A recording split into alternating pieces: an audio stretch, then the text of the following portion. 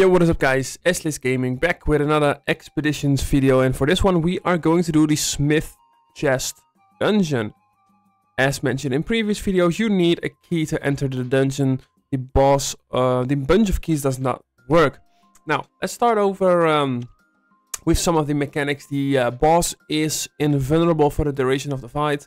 To remove the invulnerability, you must kill all of the other monsters. However, if you kill a monster, Blacksmith will jump next to you and one-shot you. There is a mechanic to avoid this one-shot mechanic, and that is if you get a monster to below 10% of its total HP, at the beginning of the boss's turn, he will one-shot all of the summons. So, I mean monsters, of course. They are not summons. What am I saying?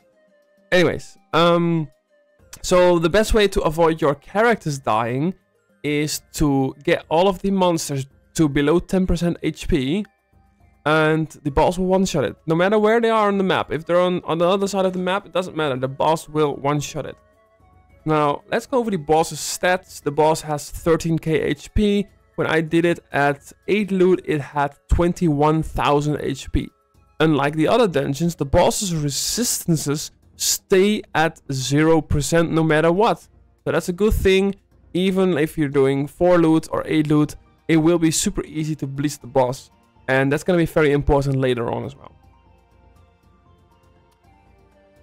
So when you kill a monster, when the boss kills a monster, he gains 1 MP, 5% final damage, and he increases in size by 10%. So that is not a big deal, I found out, because he himself does not do a lot of damage.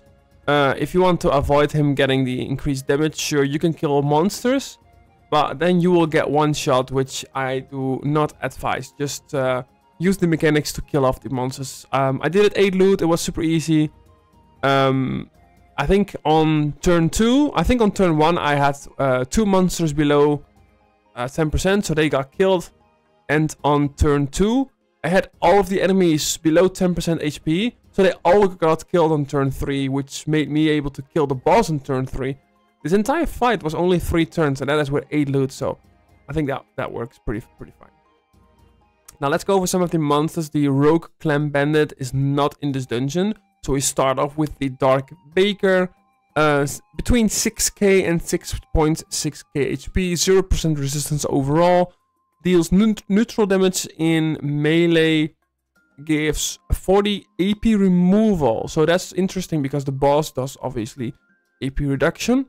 Inflicts 450 fire damage, removes AP dots from the target. 8 range. The Dark Blacksmith, names may vary if you're playing on English or French or whatever, but has between 7.1k and 7.8k vitality. 21% earth and fire, negative 2% water and air, inflicts neutral damage and pushes you back. So this one is interesting if you're playing a tank. You might get pushed away. Reduces the damage by 150 for 2 turns. And inflicts 900 neutral damage in a cross of 1 cell in melee. So be careful, this guy does a lot of damage in melee. The Dark Miner also does a shit ton of damage in melee. Let's start over with the vitality between 6.6k and 7.2k vitality. 0% resistance overall. But look at this, guys. He does 1300 damage neutral in melee. Don't let this guy get in your melee, because you're gonna die. He gains 30 damage for 2 turns. Removes 2 AP as well.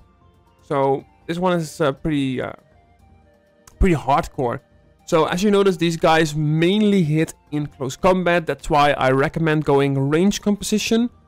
I don't think there's much of a difference between 4 and 8 loot.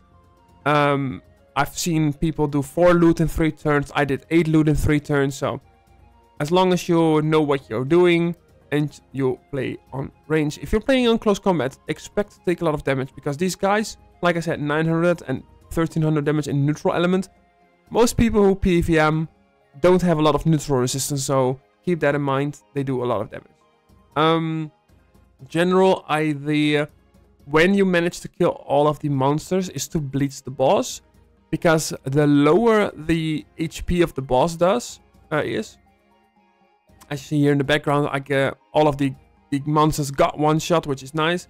But the boss does damage based on missing HP, right? So that's just a general mechanic. Even in a normal dungeon, it's like that. So if you happen to kill the boss, and then he ends up with like what, 1k, 2k HP, he will probably one-shot your team. So to avoid that, there's two ways you can do it. Either one, which I'm gonna do, bleach him, very easy because he has 0% resistance. I think even without portals, it's very much doable.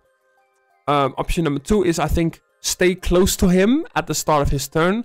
I think there's a circle, like an inverted circle of 2 or 3 cells. So if you're staying within that, you don't get any damage, which is fine. However, he will do big AP reduction on you. So here I'm just setting up the portals. And making sure that my team can hit through them. Like I said, it was not such a big deal. I find from all of the dungeons from the expedition dungeons that I did so far, this one was by far the easiest one.